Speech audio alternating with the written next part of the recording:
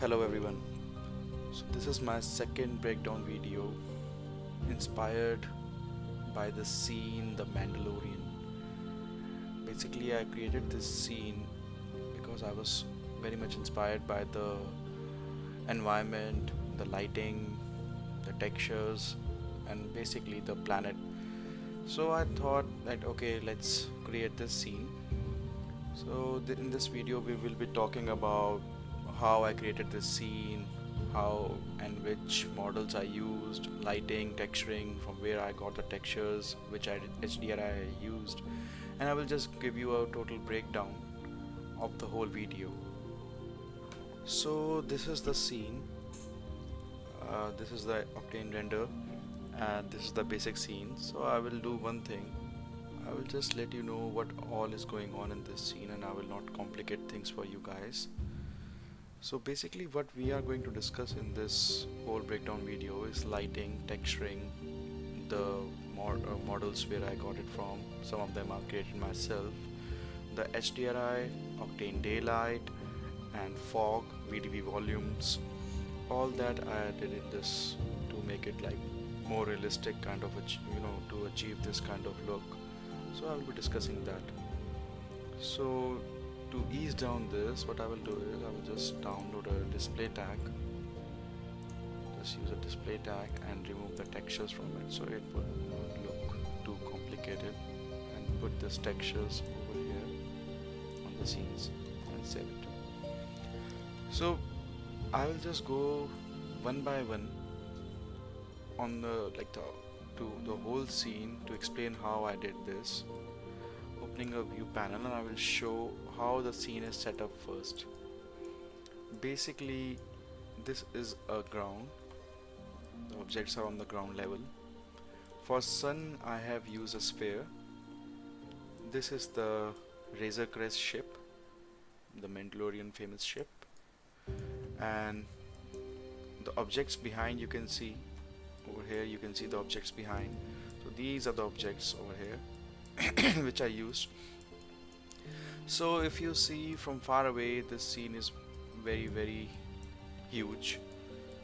I made it look like very close by scene. It's just by playing with some camera settings. I used 135mm tele lens, so it's showing that the things are very far. Obviously it's far also, but we can get a closer approach by using the telefocal lens. Yep. So coming back to this and coming to the ground texture first, let's talk about some ground textures. How does it look like? Let's close all of these. We will be left with one. So the base, I will just go with the smallest one first. So what I did was I used landscape from here, and inside the landscape I changed some settings. These are the settings which I used. These are settings for all the landscapes. Basically these are the same settings which I used according to me, which were the best things which I found. It's up to you what you will find the best, you will use that. So I use that. I'm really sorry, my throat is not well. Sorry. Yeah, so I use that, and for this I downloaded the textures. I got it from RD Textures, I suppose. Yeah, the link would be in the description below. So I used this texture on this and applied this texture on the small, and I renamed them small, medium, large, sand. And why I did that, I will just tell you. Because the small one is the small stones I want, the medium one is the little bit bigger stones, the large obviously the most bigger stones I want, and the sand is the sand medium which I used to mix everything up.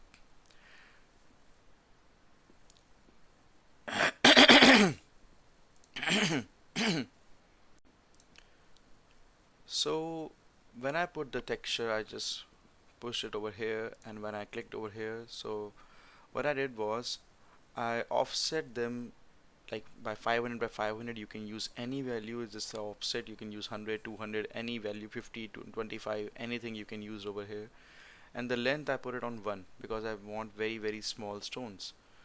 One more way you can do this is by going here and putting, clicking over here, then clicking over on transform tab, then attaching this transform tab to all the textures, all the images, and then scaling it from there. So it was a very tedious thing. Sometimes it's good, sometimes it's bad. For me it was like very tedious that time. So what I did was, it was a shortcut. I just clicked here, then I put the length 1:1. That's it. So these are the small stones which I got. Then I made copies of this small medium, the small copy of this 1 2 3, and I renamed them medium and large. See the medium ones? So these are the medium stones. They would be much better, but I've put depth of field knowingly so that we can get a nice effect if the camera is closer to the ground. So the medium ones, the settings are same almost, just one point increase. Offset is 0. I just kept the offset 0. I didn't want it to, I want some changes, variations, right? So the length I did 2:2. Automatically the tiles was 50/50. Offset I didn't touch at all. The rest everything is same. So the textures are simple one texture I use, and I just offset it all the textures. So in a way I duplicated one textures to 2 or 3 files, and then I changed them. Why I did this? Because I don't want to apply more and more and more textures in this. So I thought maybe one texture is fine, and then we can control it with the, you can say, color correction and everything. So the third one, the large one, you can see, this is the one which is having 4% of length U and length V, and the offset is like 224. Again, you can set it to anything else you want. It just changes and gives a variation in the whole scene. That's it, nothing else. So again I copied the large one and made a sand out of it, and instead of putting these rock textures, I put a sand texture over here and put it over here. I didn't touch it, didn't do anything. Just with this texture, what I did was, I just went over here, I just attached a transform node to the normals and displacement, and just rescaled it to the size I want. This time it was easy because these are only 2 images. The last time it was like so many images going on, so I don't wanted to use transform tag. So this time transform node was much more easier to operate with. So this is how I got the sand look. You are seeing the sand. If I remove this, you can see the sand is gone, so the reflection is gone. So just see the comparison. Just see over here, the sand is back, so you can see that there is something mixed with the ground, right? So this is how I did my ground setup. Coming back to the camera right now, once I did the ground setup, what I did was, I adjusted my camera near the ground level. As you can see, this is placed like this over here, so I want it on a ground level, and I managed to put some stones near in front of the camera so that it will give a nice depth of field. So I went in the camera, changed the telefocal to 135, didn't do anything much, and then I came to thin lens and depth of field. I removed autofocus, clicked here, and chose the focus I wanted to. In this case I wanted this Mandalorian character over here, so I wanted the focus on him. So automatically when I put the focus on him, so I have to reduce the f-stop to 1, so the whatever is closer to the camera will be blurred, and this would be much more clearer to us. So I did that with the motion blur, oh sorry, the autofocus. Coming to this, a camera imager, I will be talking in deep about the camera imager in a few minutes, because I want to go about the texture and where I got the models, and where I got the models from. So in the main asset, we have two models. One is the Mandalorian character over here, as you can see, the Mandalorian character over here, and the baby Yoda. This one I got from Sketchfab, and the models are pretty nice models, and the author was Sketch Supreme. I really thank him for providing these free models. And the texture, basically he provided the textures and everything, but all the textures, I changed the textures to much procedural ones which I can control. I find it much more easier to control them. I use some of the cloth textures which he provided. Otherwise, I used all the metal and everything. I changed them to use my own custom textures. I use that. So this was the model. Then coming back to assets, there are many few other assets, like you can see air handler. I've seen some of the, I've just Google Mars and everything, the Pinterest, you will go, you will find many things which are kept over there. Obviously this is not kept over there, but from far away it looks like some kind of machine or something going on. I had this model in hand. I just modeled it few days back for some other project, so I thought of using it over here because from this far away you can't see the model in actual, but it still will good give you, you know, a look of that some machinery is going on. So I had some antennas going over here and some kind of pods. These are also available from Sketchfab. So I got these pods from Sketchfab. The stairs I made myself. They are simple to model. There's nothing much going on over here. And then comes the Razor Crest. This is the one. This model I had this model from way back. I think it is available again on a 3D model site like Sketchfab or CG Trader. The textures are given over here, but I use my own textures. Over here you can't see it, but I had my own textures going on. The metal and everything I created myself, because again I didn't like the textures, the lighting going on them. So I wanted my own textures, so I created the metal and the rust kind of look you are getting over here. I created this on my own on the procedural, using procedural techniques. I will go through the textures at the end. So right now these were the assets and everything I used. Coming back to the sky. The sky was quite tricky because you know you need to match the whole scenario with the theme you are going for. I wanted some orangish kind of yellowish theme because whenever I see the show, I see some of the stills. They are very kind of, you know, moody kind of sunset kind of things going on over there. So I wanted that kind of same look. So for that look, just pausing the sky part for a few seconds and coming over here, what I did was I increased the exposure to 1.4. What it did, if you can see, so it's like sunset also, and some light the sun is giving when while setting down. So I use this.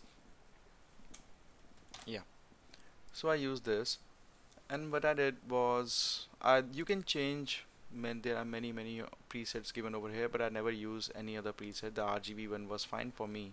I decreased the gamma to 8.83, and this is the main thing which I use to create this whole orangish vibe going on. I downloaded this LUT. This is a LUT from Osiris. The link will be given in the description below. The Osiris LUTs are very good. I found them to be very useful. I use the KDX LUT, so I use that. And then what I did was I use Vignette to 0.6 and saturation to 1.03. Why I did was because I needed some colors to, you know, pop out because of putting the LUT and putting the increasing the exposure is faded away all the colors and everything. So that's why I increased the saturation a bit to bring the colors more prominent, to make the colors more prominent. So this was that. I will come to post processing also to show how the bloom effects take place in the sunlight.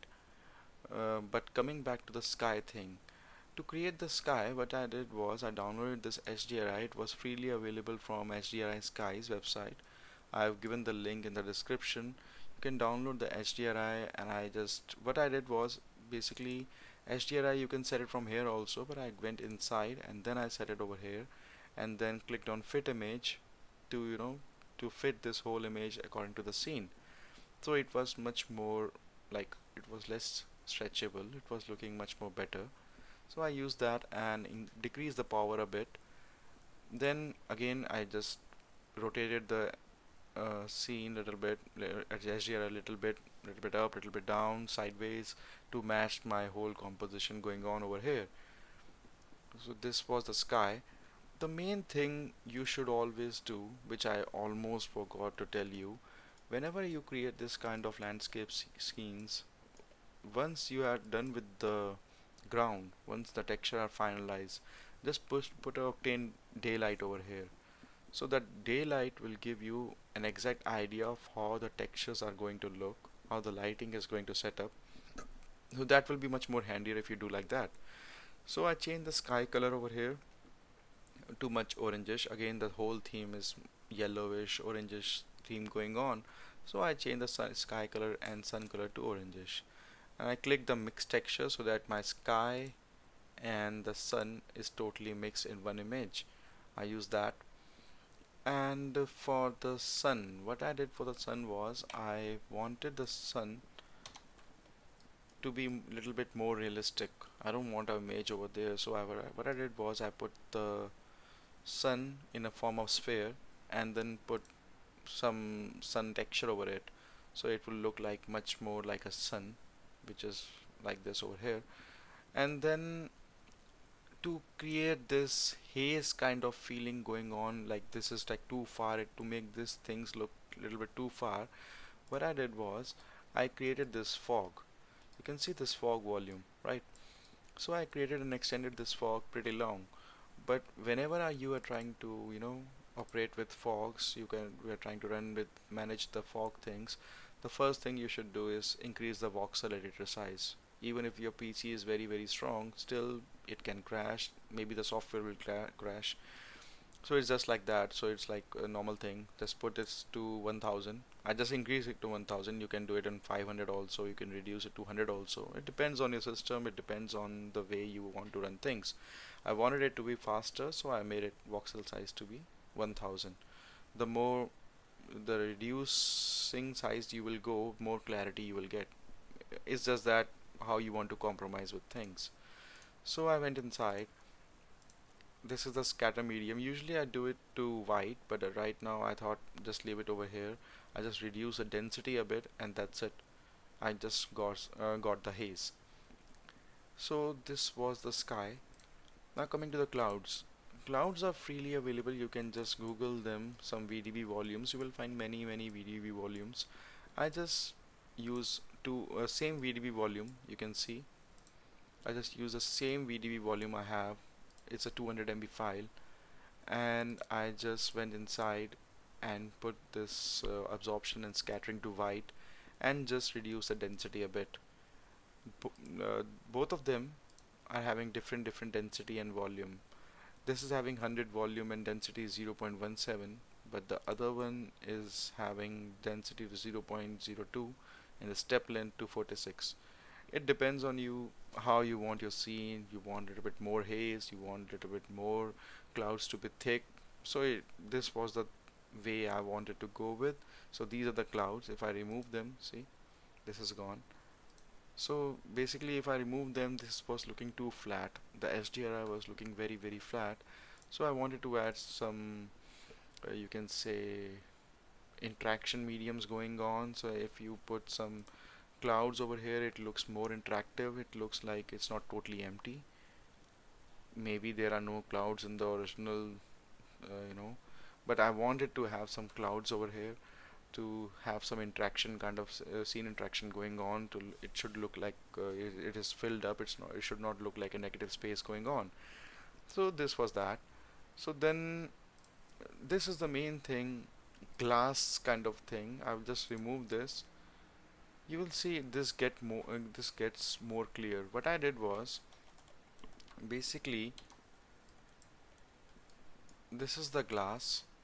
I just put a rectangular slab over here, and I just put a glass texture on it. What it did was it created that kind of haze you are seeing over here, that these look much more far away. Plus this kind of haze you get when sunlight is on the ground. You get this kind of haze going on, that it looks like heat is coming out of the ground because of the sunlight, and things behind won't be much clear. So I created this for this effect. That was, I don't know, this was not up to the mark according to me, but I thought the result was quite convincing enough, so it was much better. So the lights, we should be talking about lights right now, then I will go with the texturing and everything. So lighting is one part. If I close down everything is lit by a daylight scene only, but I wanted my own lights little bit, compelling enough to show you the character, to show that this character is, popping out. This is the main thing we are talking about. So what I did was I created two lights. This is the light. These two lights are for this character. I created these two lights. So basically I reduce the temperature to match the sunset because this yellowish orangish kind of tint going on. I wanted this kind of tint on the light and reduce the power a bit. That's it, I didn't touch anything else. And for the second one, almost the same thing, same power, but on a different angle because this hand, and see, you can see now the hand light is gone. This was the hand light. I'm very bad at renaming things. I should have renamed it. I'm really bad at this, but no issues. For the baby Yoda, yeah. So this was the main attraction, right? So what I did was I had this own target set up and set the temperature to not too yellow because again he is shadowed by the cape and he's not getting the enough light going on, so I have to keep that in mind. So I have to reduce the power because you can see the power over here was 1.9, so I have to reduce the power a bit so that the light won't be the same because there's a character standing in front of it. So you have to keep that in mind also, it should not look totally fake. So that's what I did. So these two lights were set up in a way to match the whole scene. If I just increase the light, if you see, if I increase the light, it won't look quite, you will see, yeah, it's looking good, but it won't look believable because obviously there is no way the light is going to come in these kind of position when there's a person standing in front. So you can't say the light is coming from behind like that and just bouncing all over the place, so it won't make sense. So it should look, even if you are fake projecting the light, so it should look a little bit realistic and convincing, right? So these were the four lights for the main for two characters. For the spaceship, I think again two lights. Why? Because one light is for this one to make it a little bit more prominent. Like this is the spaceship they are getting off from. So I want it to be more prominent. If I close this, you can see that kind of shine is gone on top. That's why I texture it properly to be more metallic, so when I throw a light on it, it will look more good. You can see all the temperatures are reduced near 2500 and 2000 to 3500, between like that, so that that has a tint of yellowish and orangish going on.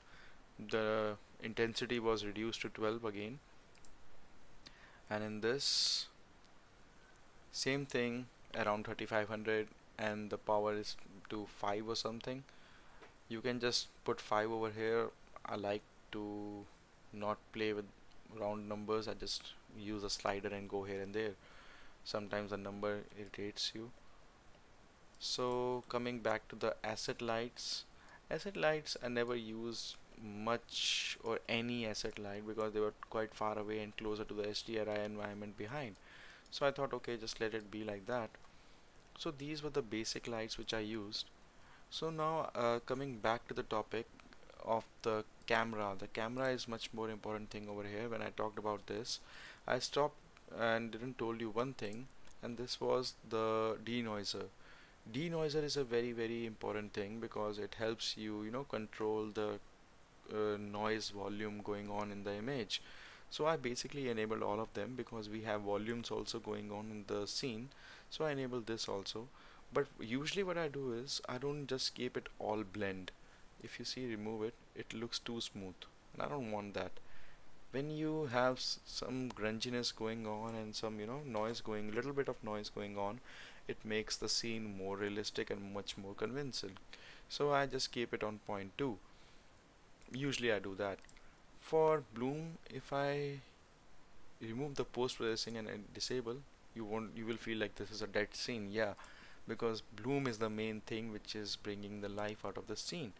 It is like putting all the life inside the scene, and you can see it is showing how the sun is affecting the whole scene. This power of sun, the HDRI, all combined, it is just intensifying all the lights in the scene. I reduced the cutoff, glare power was reduced. I didn't wanted any glare or anything. Basically what I could have done was, in this scene I could have had some lens flares and everything, but it's your personal choice. When the light is coming and camera is seeing, you can have some lens flares. So now I will be covering the point of textures, how the texturing and everything was involved. The texturing part includes many scenes, so I will just go with the brief kind of textures, like the query pack texture which I use from RD Textures. Again, this video is not sponsored, and I don't have that much followers also, or subscribers also, that I'm going to, do a sponsorship video. So it's just a simple thing. I like these textures. They have very nice textures.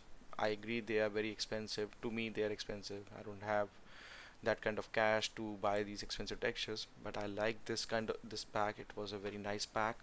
So I like this one, and you have many options, like you can download for Redshift, Octane, V-Ray. What I chose was the Octane one, and I purchased it. So after purchasing it, you will have the exact thing. You don't have to do anything. Yeah, obviously you can change and add some mixed textures and everything, but it was fine. I got this texture. I put some color correction inside it over here, and I added high gloss to the mixed texture volume. After adding this was a simple setup, and I told you, as I told you before, that in the ground I changed the sizes. I managed the sizes from here, length UV. Managed over here. The other texture which I used was dunes. You will find many dune textures online. I just made find an image. There's no image right now over here because I removed it. Then you can just find an image. Then I made a normal map out of it. Then I made a displacement map out of it, and I just managed to put them in the proper place. Normal displacement. You can see you can increase the resolution of detail level also, but I didn't want to do that. Only one reason, because you are not going to see the sand either ways, right? It's just used for reflecting the ground. That's it. You can see over here, it's just used for reflecting on the ground. See, there's a huge difference. Each and everything which I had inside plays, they have a very much impact on the lighting going on in the whole scene. So if I remove the sand, this scene again will lose its whole intensity. It's a whole light kind of look going on. So everything is important. Even if I remove this large stones, it won't look that good. So everything is important, which I did in the scene, according to me. Obviously according to you, what you want, you can just achieve like that. So this was this. So when I created this, I will show you the main asset and the scenes. So this is the head is over here. So I made it a metallic kind of thing. I added some you can say textures over here, and I added some color correction to increase, decrease the gamma and increase the gain, to have this kind of shiny look going on. It depends on you. You can increase the gain more, decrease the gain. It's totally depend on you. So for the armor, I'll just take you over here. It's little bit so many things going on in the armor kind of texture. The simple armor texture which I had materials and everything applied, but what I did was I added a rust and put it in the mixed texture, and then control that rust with the dirt map. So you can see all the rusts and everything going on. This was done through the dirt map, and some normals and things going on with the flow textures, and the you can I wanted some scratches. It should be like not super plain. Like for example, if I remove the bump right now, you can see it went too smooth. You can see the way the light is bouncing on the armor is different, and the way the light is bouncing on the armor now is different, because obviously there are scratches and everything going on the bump texture. So they will be obviously different, right? So this was a thing. Coming back, weapon, and now we go to the asset and Mars. Just razor ship, yeah. For the razor ship, if I remove the glass, then I can show you. The glass is coming in between. If I click this, you can see this is the texture which I used. So I make it a little bit more metallic. Use color correction on that, and after using color correction, whenever you increase the grain, it brings more shine to the metal.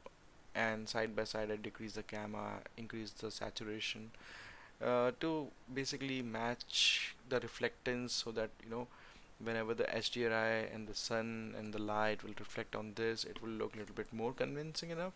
So the metal has to look like the same way the actual spaceship will have, the actual Star Wars spaceships we see in the movies and everything, the kind of reflectiveness going on over there. So I tried to match like that. So this was the main textures which I used. The bullets which is having, basically I wanted it to be looking like a little bit more convincing. I just created a bullet gold texture, then added some reference map. These reference maps are available for free online from Zomax. You can just Google Zomax and you can just find many his 8K res maps and 4K res maps. He has provided it for free. I'm very thankful to him. And the bump map, again, having some scratches going on. These are from Polygon Textures, and some overlay scratches going on. So I added two of them and multiply texture, and then with the help of fall up map I put it in the bump one. So even you can't see the scratches and everything, and you will be saying like, why you have some scratches going on with 4K resolution even when we are not seeing it. Obviously you can just use 2K ones also, 2K textures also. It's just that first, the VRAM to me doesn't matter. I was not focusing on VRAM because this is a very small scene. Even if it takes 10 GB of VRAM, it doesn't matter. It's just one single scene. And plus, there's no animation going on, so it won't be that heavy. And the third thing, which is the most important thing, the light, the way the light bounces. You need to see this kind of line shining over here and this kind of light shining over here. Again, the bump maps and the roughness channel all depends, like the lighting depends on them, how they are going to shine. If I'm going to put a bronze or a gold texture just like that, it will be like too shiny, and I don't want that. Instead of using the dirt map, I could have made a mixed texture and made a dirt map out of it to make it look like the armor, which I did, but I didn't wanted that. Sometimes you don't have to use dirt maps, right? The roughness maps and bump map did the trick. So that was a very nice thing for me to do. Like, I thought it was a fine thing. Many of you ask me like, what kind of machine I have. This is the machine specs I can show you. Just a minute. So I'm having 3090 graphic card with right now you can see the used VRAM is 3.5 GB. So I used very high quality textures. Basically you can see the RE textures also, which I used is like 4K. I could have gone till 8K also, it didn't matter, because the more close to your camera you can use 8K, 16K. That's a very nice thing. But it's just that I thought, okay, I can go high, I can go low. It depends on the look you are trying to achieve. The camera was saying it's fine. I thought that, the camera is saying, if you are not going to show me this kind of thing, why you use 8K or 16K? So 4K was fine with me. So that's what the basic whole overview was. I think I didn't left anything. Yeah, I think I didn't left anything out. The LUTs and all you can download. Once more, I will just see to it if I leave anything or not. Nope, I think I covered everything up. So if you have any questions, you have to ask anything, you can just use the comment section, ask me any questions and everything. Any model links you're not able to find, I'll be help you out. Thank you very much for watching this whole video. Hope you guys like it. Please like and subscribe and support the channel. I will be very grateful to you, and I will just keep on making these tutorial and breakdown videos for you guys. Thank you so much.